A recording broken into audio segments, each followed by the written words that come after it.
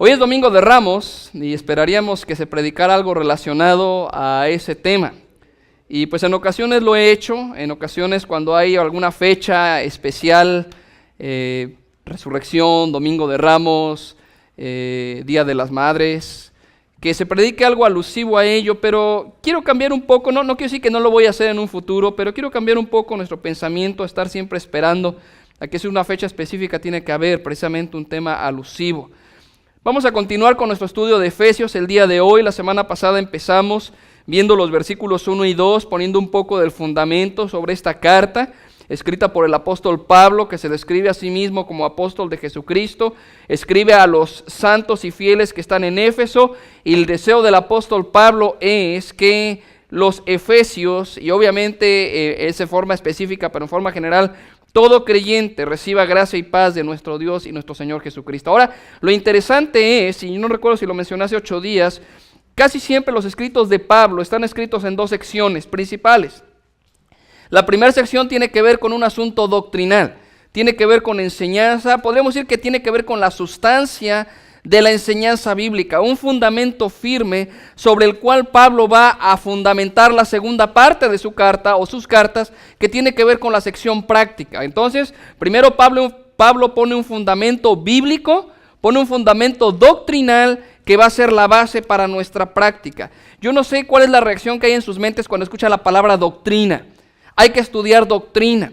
La idea que yo tenía hace muchos años cuando escuchaba esa palabra, estudiar doctrina, crecer en la doctrina, daba una connotación aburrida y negativa. Ay, doctrina, seguramente tiene que ver con palabras y tiene que ver con algunas definiciones que quizá ni siquiera podemos pronunciar. Pero hermanos, la doctrina prácticamente es la base de nuestro vivir. Si tú tienes buena doctrina, va a afectar tu vida en una vida que agrada a Dios. Si tú tienes mala doctrina, de la misma forma.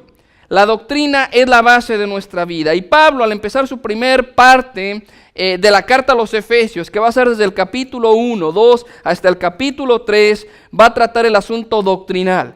Va a poner bases sólidas sobre quién es Dios y lo que Dios ha hecho. Y cuando lleguemos algún día, no les digo cuándo será, al capítulo 4, 5 y 6 veremos ese aspecto práctico. Pero ¿quieres tú saber cómo vivir como creyente?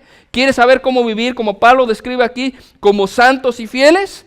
Tenemos primero que ver lo que Dios ha hecho por nosotros. Vean conmigo Efesios 1, versículos 3 al 14. Sigan con su vista, por favor. Bendito sea el Dios y Padre de nuestro Señor Jesucristo, que nos bendijo con toda bendición espiritual en los lugares celestiales en Cristo, según nos escogió en Él antes de la fundación del mundo, para que fuésemos santos y sin mancha delante de Él. En amor, habiéndonos predestinado para ser adoptados hijos suyos por medio de Jesucristo, según el puro afecto de su voluntad, para alabanza de la gloria de su gracia, con la cual nos hizo aceptos en el amado, en quien tenemos redención por su sangre, el perdón de pecados, según las riquezas de su gracia, que hizo sobreabundar para con nosotros en toda sabiduría e inteligencia, dándonos a conocer el misterio de su voluntad, según su beneplácito, el cual se había propuesto en sí mismo, de reunir todas las cosas en Cristo, en la dispensación del cumplimiento de los tiempos, así las que están en los cielos como las que están en la tierra. En Él asimismo tuvimos herencia, habiendo sido predestinados conforme al propósito del que hace todas las cosas, según el designio de su voluntad, a fin de que seamos para alabanza de su gloria, nosotros los que primeramente esperábamos en Cristo. En Él también vosotros, habiendo oído la palabra de verdad, el evangelio de vuestra salvación, y habiendo creído en Él, fuisteis sellados con el Espíritu Santo de la promesa, que es las arras de nuestra herencia, hasta la redención de la posesión adquirida, para alabanza de su gloria. Vamos a orar. Señor, queremos rogarte que al tomar tu palabra y considerar las verdades profundas que encontramos en esta primera sección de esta epístola, Señor, que hables a nuestras vidas, Señor. Entendemos que a menos de que tú toques nuestro corazón y abras nuestro entendimiento, Señor, podremos ver las grandes verdades reveladas en este pasaje. Si hay algún afán, alguna preocupación que está ocupando nuestra mente en este momento, Señor, que la podamos poner ante ti, Señor. Que no haya un afán en nosotros, sino que traigas tú esa paz que sobrepasa todo entendimiento, a fin de que podamos escuchar tu voz.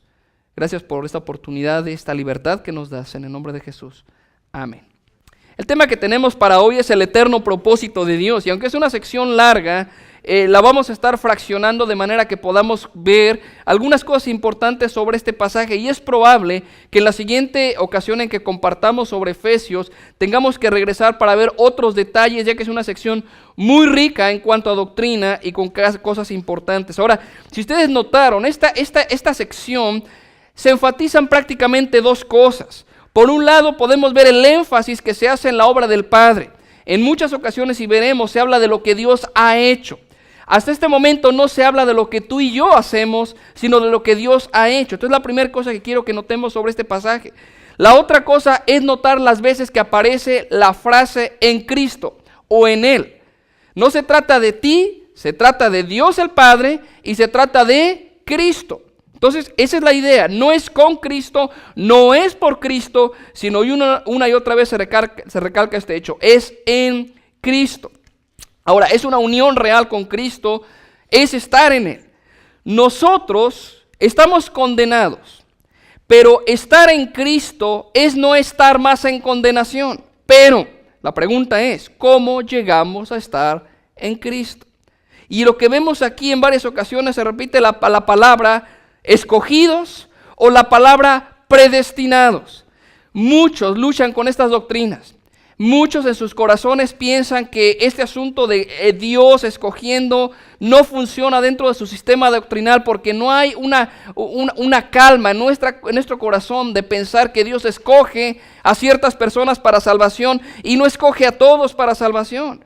Aunque veremos algunos detalles más adelante sobre este pasaje, sobre su elección, lo cierto es que la Biblia enseña que Dios nos escogió, Dios nos predestinó, y que esa elección que Dios hace de aquellos que han de llegar a creer no es algo que depende en lo que tú o yo hagamos. Por eso es que les dije, este pasaje trata de lo que Dios ha hecho.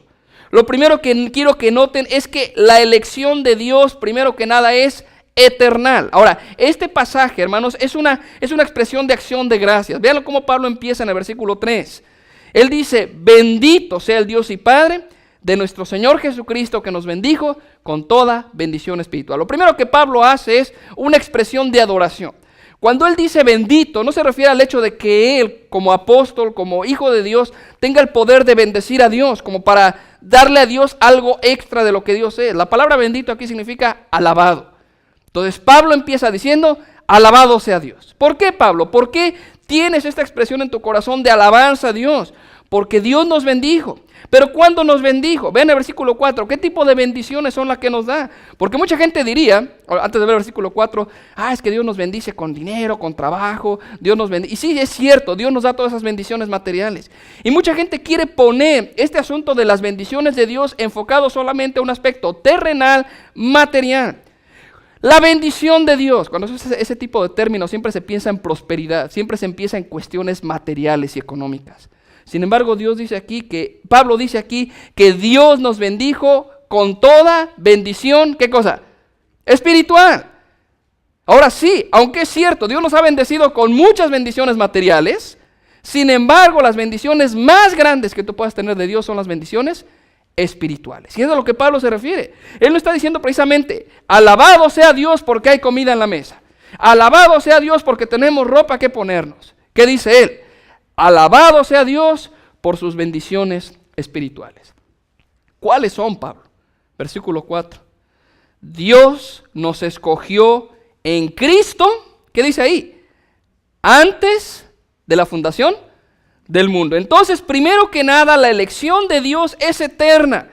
Dice la Escritura que Dios nos escogió en Cristo antes de la fundación del mundo. Y aunque nuestra mente empieza a luchar con muchas cosas, la realidad es esta. Piense, antes de que Dios creara todo lo que existe, antes de que Dios creara todo lo que podemos ver, Dios ya tenía un plan.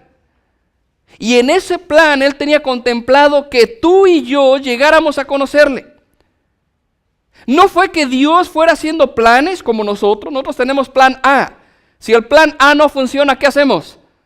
Plan B. Si el plan B no funciona, Plan C. Ahora, si el plan A funciona, entonces voy por ese plan hasta que yo vea la necesidad de modificar o cambiar ese plan. ¿Cierto o no es cierto? El plan de Dios no fue así. Dios no fue que hizo una cosa y cuando vio el resultado de eso dijo, ok, voy a tomar el segundo paso y luego el tercer paso.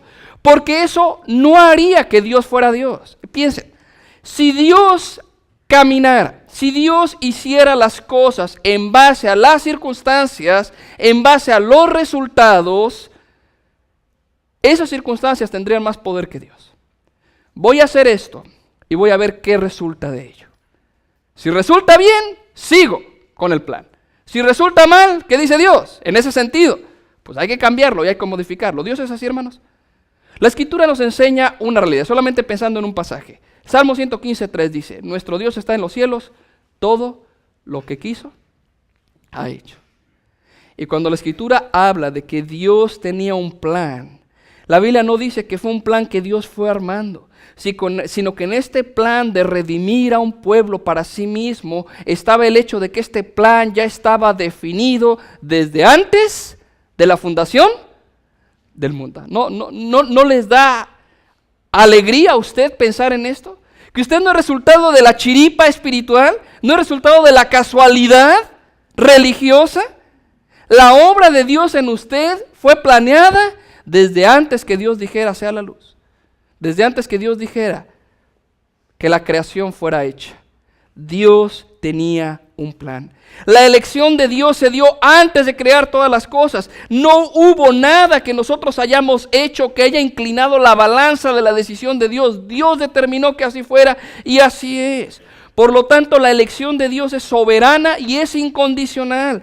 No depende en algo que tú hayas hecho. Depende en lo que Dios decidió hacer. Porque muchas veces y es importante poner estas bases bíblicas porque tenemos un cristianismo donde te manejan la idea que eres tú eres el punto principal de la redención. Dios ha hecho algo por ti, pero a menos de que tú hagas algo, Dios va a poder actuar. ¿Es esto lo que dice la Biblia? Está diciendo, Dios decidió salvarte. No importa quién eras tú. Él lo decidió y lo decidió no antes de que nacieras, lo decidió antes de crear todo lo que vemos. Entonces, primero que nada, esta obra de Dios, esta elección de Dios es una elección eterna. Segunda cosa, vamos a ir armando el argumento que Pablo pone aquí. La elección de Dios es incondicional. ¿Qué quiere decir incondicional? Cuando nosotros escogemos algo, ¿cómo escogemos? Usted va al mercado, como buen mexicano, como buen hispano, no solamente mexicanos, hay más. Usted va al mercado y va a comprar jitomates. Usted los escoge. ¿Cuáles escoge? Los bonitos, ¿no? Los maduros, los que les van... O sea, usted nunca dice, pues echa los que sean. No. Usted escoge en base a algo que el jitomate tiene. Si el jitomate pudiera hablar, ¿qué le diría cuando usted toma un jitomate bonito de la canasta? ¿Qué le diría al que se está quedando ahí? Sí, yo voy porque estoy bonito, estoy maduro. Tú no, tú estás feo, te quedas ahí. Entonces, el jitomate, y disculpen mi ilustración muy burda, pero quiero que entiendan esto. Él podría jactarse de haber sido escogido por bonito. Cuando hablamos de la salvación, pensamos que la elección fue así. Dios me escogió a mí porque sabe que fui sabio. Dios me escogió a mí porque, a lo mejor algunos, ¿verdad?, osan decir, porque estoy guapo. Dios me escogió a mí porque Él sabía. No. Si Él escogió antes de la fundación del mundo, ¿qué había en ti que podría haber inclinado la balanza de Dios sin decir, voy a escoger a Daniel porque Daniel, y algunos lo ven así, Dios vio el futuro, es como una bola mágica, una bola de cristal. Dios vio al futuro y vio que Daniel creyó. Como vio que Daniel creyó, dijo, Dios, yo lo voy a escoger. Entonces, ¿en base a qué hubiera escogido Dios? En base a mí, ¿no es cierto? En base al hecho de que yo decidí, escuchen, yo decidí creer en Dios, entonces Dios me escoge en base a mi decisión. Me hace a mí entonces el centro del asunto. Sin embargo, ¿por qué digo que la elección de Dios es incondicional? Vean el versículo 5. Cuando habla de la obra de Dios, dice que Dios nos predestinó en amor para ser adoptados hijos suyos según ¿qué cosa? Por medio de Jesucristo, ¿según qué cosa? El puro afecto de su voluntad. Versículo 9. Dice que Dios nos dio a conocer el misterio de su voluntad según su ¿qué cosa? beneplácito, el cual se había propuesto ¿en quién? No en base a ti, sino en base a sí mismo. Versículo 11. Dios, en él asimismo en Cristo tuvimos asimismo herencia, escuchen, habiendo sido predestinados conforme al propósito. ¿Tuyo? No, del que hace todas las cosas según el designio de qué. Entonces, ¿Dios depende de mí? No, Él lo hace, Él lo diseñó así y lo hizo conforme a su propósito, y vaya que Pablo lo recalca en este versículo 11, del que hace todas las cosas, Dios hace todas las cosas dependiendo lo que tú hagas. ¿Dice eso Pablo? No, Él hace todas las cosas de acuerdo a lo que Él decidió hacer. ¿Cuándo? Antes de la fundación del mundo. Entonces la elección de Dios no solamente es una elección eternal, no solamente es una elección incondicional en donde ni tú ni yo formamos parte para que Dios nos escogiera, también podemos ver que es una elección divina. Y cuando digo divina me refiero a que Dios, las tres personas de la Trinidad están involucradas en nuestra obra de redención. Vean por ejemplo, primero, la obra del Padre. Es evidente, en toda esta sección es evidente que el que está obrando, del que está hablando Pablo, ¿es de quién? Del Padre. ¿Cómo empieza? El versículo 3. Bendito sea el Dios y Padre. Es Él. Vean el versículo 3 dice eso. Bendito sea el Dios y Padre de nuestro Señor Jesucristo, que nos bendijo. ¿Quién nos bendijo? El Padre. Versículo 4. Según nos escogió. ¿Quién? El Padre. Versículo 5. En amor habiéndonos predestinado. ¿Quién nos predestinó? El Padre. Versículo 6. Para alabanza de la gloria de su gracia, con la cual nos hizo aceptos. ¿Quién nos hizo aceptos? El Padre. Versículo 11. En Él asimismo tuvimos herencia habiendo sido predestinados. ¿Por quién? Por el Padre. Versículo 13. En Él también ustedes, habiendo oído la palabra de verdad del evangelio de vuestra salvación y habiendo creído en Él, fuisteis sellados. Así, fuimos sellados por el Espíritu Santo, pero ¿quién es el que está haciendo esa obra en nosotros? El Padre. Quiero que noten, hermanos, cuán contrario es lo que estamos viendo en esta sección de la palabra de Dios a lo que se nos enseña generalmente en el cristianismo de hoy. Tú eres el centro. Tú eres el que escoge, tú eres el que decide, tú eres el que viene a Dios. Dios hizo lo que Él pudo y solamente está esperando que tú respondas. Dios solamente está esperando que tú reacciones. Dios está esperando que tú le hagas caso. Pobrecito Dios, Él está rogando, Él está clamando y tú no le quieres hacer caso. Es lo que dice Pablo aquí. Dice Pablo, ¿saben qué? La salvación depende ¿de quién? De Dios. Salmo 3:8 nos dice, la salvación es de Jehová. Pero no solamente vemos la obra del Padre, también vemos la obra del Hijo. Hermanos, la salvación no es algo que es por nosotros, no es algo que nosotros tenemos por haber hecho algo o haber ganado algo. Si la salvación es posible, es solo por Cristo. Entendamos eso. Ahora entendemos un poco más por qué la Escritura nos dice pasajes como Juan 14:6, que Él es el camino, la verdad y la vida. Nadie viene al Padre si no es por Él. No es otra forma, no hay otra forma. Primera de Juan 5 nos dice, el que tiene al Hijo, tiene la vida. No hay otra forma. Vean lo que Pablo dice. Una vez más, recorramos varios versículos. Versículo 3. Bendito sea el Dios y Padre de nuestro Señor Jesucristo, que nos bendijo con toda bendición espiritual en los lugares celestiales. ¿Qué dice ahí? En Cristo. Versículo 4. Según nos escogió en Él. ¿Quién es este Él? Cristo. El Padre nos escogió en Cristo. Versículo 5. En amor habiéndonos predestinado para ser adoptados hijos suyos por medio de Jesucristo. Versículo 6. Para alabanza de la gloria de su gracia con la cual nos hizo aceptos en el amado. ¿Quién es el amado? Cristo. Versículo 7. ¿En quién tenemos redención por su sangre? ¿En quién? En Cristo. Versículo 11. En Él asimismo tuvimos herencia. Versículo 12. A fin de que seamos para alabanza de su gloria nosotros los que primeramente esperábamos en Cristo. Versículo 13. En Él también vosotros. Entonces, vayan entendiendo lo que está pasando aquí. La alabanza de Pablo a Dios el Padre es por su plan. Dios nos escogió, Dios nos predestinó. No tomó en cuenta nada de lo que tú podrías haber colaborado. Él lo decidió así. Lo hizo desde antes de la fundación del mundo, pero la forma en que Dios lleva a cabo su plan en tu vida es en Cristo. ¿Se acuerdan que yo en alguna ocasión les he comentado que la salvación no te la da Cristo? La salvación está en Cristo. La idea que tenemos de la salvación te la da Cristo es como, ¿quieres la salvación? No, pues sí, mira, aquí tienes boletos para el cielo. Y Dios te los da. Puedes ir por el mundo, puedes hacer lo que quieras, no hay problema, al fin y al cabo ya tienes los boletos para el cielo. ¿Es lo que enseña la Biblia? No. ¿Quieres ser salvo? ¿En quién necesitas estar? En Cristo. Y lo que Pablo está recalcando es esto.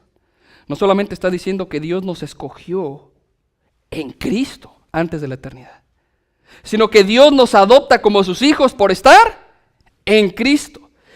Somos redimidos, somos rescatados, somos redimidos y somos limpiados de nuestros pecados por estar en Cristo. Tenemos una herencia por estar en Cristo. Somos sellados por estar en Cristo. No puedes tener la redención si tú no estás en Cristo. Y hay evidencias, y es lo que Pablo menciona más adelante en el capítulo 4, cuando él dice, hermanos, vivan o anden de acuerdo a cómo es digno del llamado.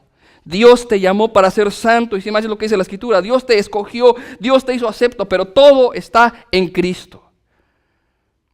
Si alguno no está en Cristo, no es de Él. Si alguno no está en Cristo, está en condenación. Si alguno no está en Cristo, está perdido. La salvación no te es dada. La salvación está en Él. ¿La quieres? Tienes que estar en Él. Pero para estar en Cristo tú necesitas morir a ti mismo. No solamente vemos la obra del Padre, no solamente vemos la obra del Hijo, sino también vemos la obra del Espíritu Santo. Y es lo que dice el versículo 13 y 14. El que ejecuta el plan es el Padre. La obra suya se aplica en el Hijo y se garantiza por el sello del Espíritu Santo en nosotros su salvación. Versículo 13, fíjense. Y ese está el versículo 13 donde Pablo menciona nuestra participación. ¿Se dan cuenta? Los primeros versículos Pablo simplemente dice, Dios nos escogió, Dios nos amó, Dios nos adoptó, Dios nos limpió en Cristo. Y hasta el versículo 13 se menciona nuestra participación. En Él también ustedes. Y como en un paréntesis, ¿qué dice Pablo? Una vez que oyeron la palabra de verdad, una vez que oyeron el evangelio de su salvación y una vez que creyeron, ¿qué pasó? Fueron sellados ¿por quién? Por el Espíritu Santo de la promesa. Versículo 14, que es las arras de nuestra herencia hasta la redención de la posesión adquirida. Entendamos esto. Te dirá, hermano, pero es que nosotros tenemos que creer. Sí, estoy de acuerdo, es lo que la Biblia enseña. No hay otra forma de estar en Cristo más que habiendo escuchado el Evangelio. ¿No es lo que dice el versículo 13? Cuando escucha una persona el Evangelio, no es salva por escuchar el Evangelio. La persona es salva cuando al escuchar el Evangelio, cree en el mensaje del Evangelio. Se arrepiente y cree. En ese momento la Escritura dice, nosotros somos sellados con el Espíritu Santo. El Espíritu Santo viene a morar en nosotros. Ahora somos morada del Espíritu, dice Pablo en 1 Corintios. Somos templo del Espíritu Santo. Y no es como en el Antiguo Testamento. En el Antiguo Testamento ustedes recuerdan que cuando había ciertos personajes a los cuales Dios llamaba, el Espíritu Santo venía y los empoderaba para poder realizar cierto trabajo. David, vemos a Gedeón, inclusive vemos a hombres que no amaban a Dios, que para poder cumplir una función específica el Espíritu Santo venía sobre ellos, como Saúl o como Balaam. Pero cuando el Espíritu Santo viene al creyente, en estos últimos tiempos, por causa de la obra de Cristo, el Espíritu Santo viene para morar. Y es lo que Pablo dice, somos sellados. Él vive en nosotros. Es la garantía de que somos sus hijos. Ya dedicaremos más tiempo a estos dos versículos. Pero notaron esto. La obra de elección es una obra donde está involucrada la Trinidad. El Padre planeando. Todo se lleva a cabo en el Hijo. Y el Espíritu Santo garantizando en tu vida la obra de Dios. Pero ¿para qué nos escogió Dios? Esta es una elección con un propósito. Y este propósito tiene que ser evidente en la vida del cristiano. ¿Recuerdan ustedes que en el saludo de Pablo, en el versículo 2, decía que él estaba escribiendo esta carta a los santos y fieles en Éfeso? ¿Se acuerdan ustedes de la semana pasada? Él está escribiendo a los santos y fieles. Pues hermanos, hay un propósito por el cual Dios nos escogió. Y algunos dirían, no, es que Dios nos escogió para llevarnos al cielo. Dios sabía que estábamos perdidos, pobrecitos de nosotros. Dios dijo, ay, pobrecito Daniel, no quiero que se vaya al infierno. Lo voy a escoger para ir al cielo. Hermanos, hay un propósito más grande en la obra de salvación. Y es para empezar. Dios nos escogió para alabanza de su gloria. Dios nos escogió para que Él fuera alabado. Hermanos, piensen, Dios no me escogió para salvarme o para perdonarme de mis pecados como si ese fuera el propósito principal. Dios escogió, Dios planeó para alabanza de su gloria. Tiene que ver con la gloria de Dios. Ese es el gran final, es el propósito principal y eterno, que Dios sea glorificado. A veces lo vemos como nosotros, no, es que Dios me salvó porque Él quería que yo no sufriera. Siempre está en nosotros. Como si nosotros fuéramos el centro del universo. Como si nosotros fuéramos el centro de la obra de Dios. Si Dios te escogió y Dios te salvó, piensa que lo hizo para que Él fuera glorificado. El versículo 6 nos dice así: para alabanza de la gloria de su gracia. Versículo 12: a fin de que seamos para alabanza de su gloria. Versículo 14, hablando del Espíritu, Él es las arras de nuestra herencia hasta la redención de la posesión adquirida para alabanza de su gloria. Entonces se trata de ti. ¿Se da cuenta que solamente Pablo nos menciona a nosotros en el versículo 13 cuando habla de creer en el Evangelio y escuchar el Evangelio y creer en el Evangelio? Pero todo trata de Dios. ¿Por qué Dios nos escogió? ¿Por qué Dios nos predestinó? ¿Por qué Dios nos hace aceptos en Cristo? Para que Él sea glorificado.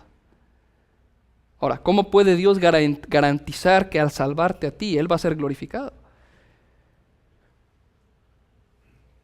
No sino a continuación. No solamente Dios nos escogió para alabanza de su gloria, sino que también Dios nos escogió para ser adoptados como sus hijos. Versículo 5. Dice que Dios, en amor, nos predestinó para ser adoptados hijos suyos, otra vez vean, por medio de Jesucristo, según el puro afecto de su voluntad. Esta es una verdad muy profunda, hermanos. Porque la Escritura enseña que nosotros éramos enemigos de Dios. La Escritura enseña que nosotros sin Cristo somos enemigos de Dios, estamos alejados de Dios, no nos importa Dios, no amamos a Dios, no nos interesa a Dios. Y sin embargo, por causa de la obra de Dios en nosotros, hermanos, no solamente Dios nos reconcilia consigo mismo, no venimos a ser sus amigos, no venimos a ser solamente sus siervos, sino la Biblia dice que llegamos a ser adoptados como sus hijos. Y sabemos que esto tiene que ver con una connotación legal.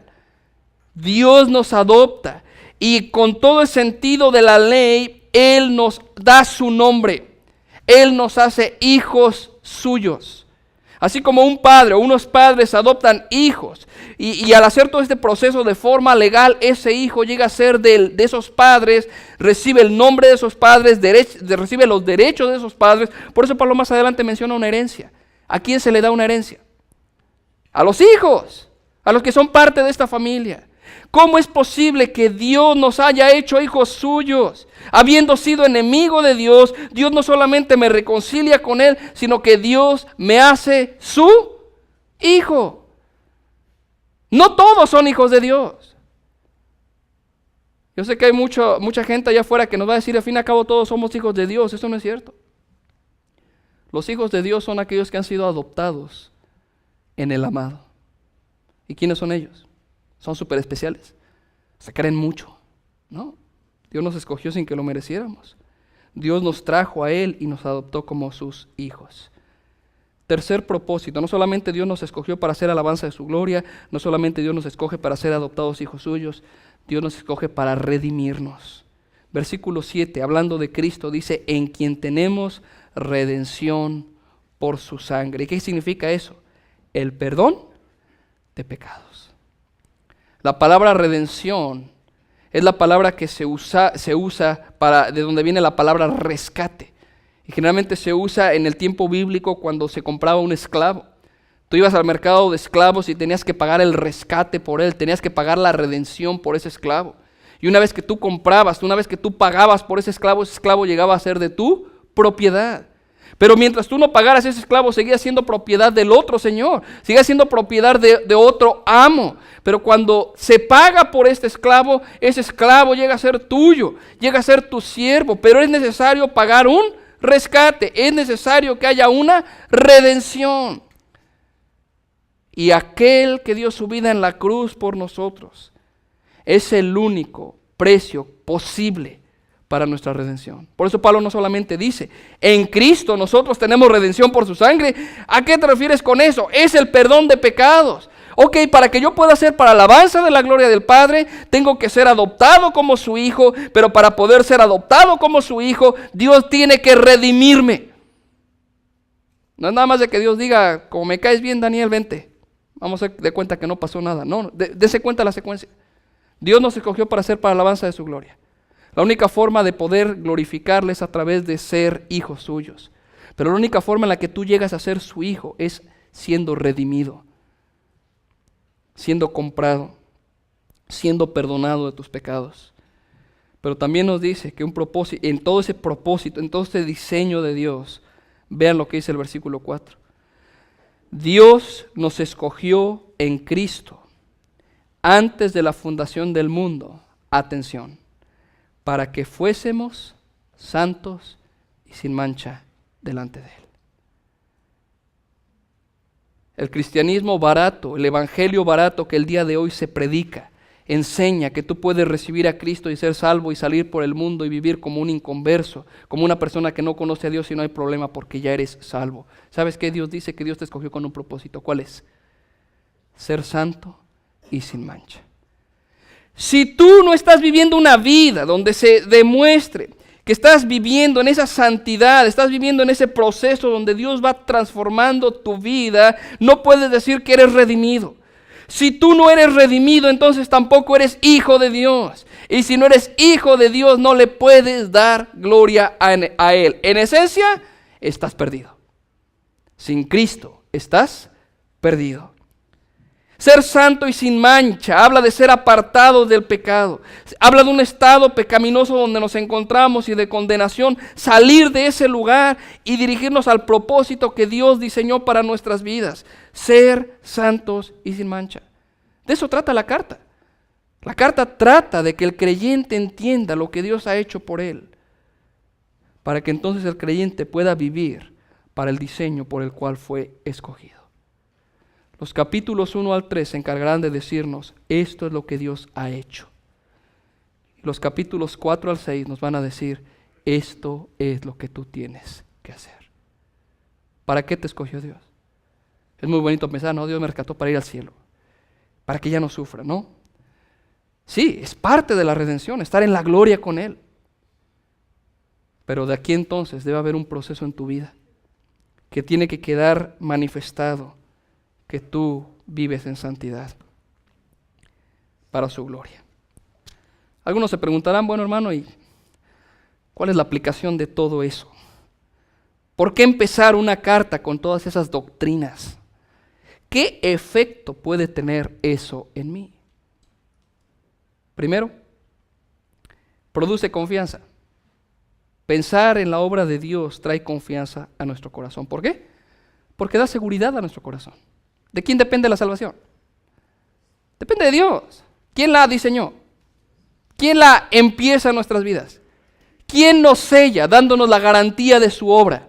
Dios da seguridad, no por lo que yo haya hecho, no por lo que yo desea, sino por Dios. Filipenses 1:6 dice Pablo, estoy convencido de esto, el que empezó la buena obra, la va a terminar, la va a perfeccionar. No solamente da confianza porque trae seguridad de la salvación, da confianza porque este es el mensaje del Evangelio. Hermano, tú puedes predicar este mensaje sabiendo que todo el que crea en este mensaje será salvo, porque es lo que Dios dijo. Pablo decía en Romanos 1:16, yo no me avergüenzo del Evangelio porque el Evangelio es poder de Dios. ¿Para qué? Salvación. Tú no tienes un mensaje de moralidad. Tú no vas allá afuera a decirle a la gente, mira, pues a lo mejor el mensaje que yo tengo es un poco mejor que los anteriores. No, la confianza que tú tienes es esto. El mensaje del Evangelio tiene poder para cambiar las vidas. Así lo promete Dios. Y también es un mensaje que trae confianza, son doctrinas que traen confianza, porque entonces podemos confiar en Dios. Si Dios lo empezó, Él lo va a terminar. Pero no solamente trae confianza, también trae humildad. Piensen, ¿qué fue lo que me hizo oír la voz de Dios? Piensen que es un resultado de su plan, no es un resultado de mi buena voluntad o un resultado de mi libre albedrío. Dios me escogió antes de la fundación del mundo. Y lo que se puede ver en mí es una obra que viene de Él. Estas doctrinas, hermanos, dicen cuán perdido estaba yo y cuán grande ha sido Dios en decidir tomarme como su hijo. Entonces todo pasa, cambia de un universo egocéntrico donde yo soy el centro. Ahora todo ha sido cambiado a un universo teocéntrico. Tú no eres el centro del universo. Tú no eres el centro de la salvación. Dios lo es. La obra que hay en nosotros es una obra que demuestra en todo sentido y en todo momento que es Dios quien lo hace.